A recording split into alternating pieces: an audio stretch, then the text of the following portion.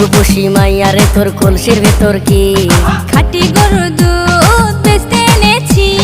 দে না একটু খাই, দামটা আগে চাই, আর দে না একটু খাই। দামটা আগে চাই, তোদের মতো ভিড় খাওয়াদের চেনে রেখেছি।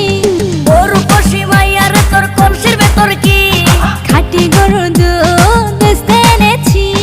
ও রূপসী মাইয়ারে তোর কলসির ভেতর কি খাঁটি গরুর দুধ বেচতে এনেছি।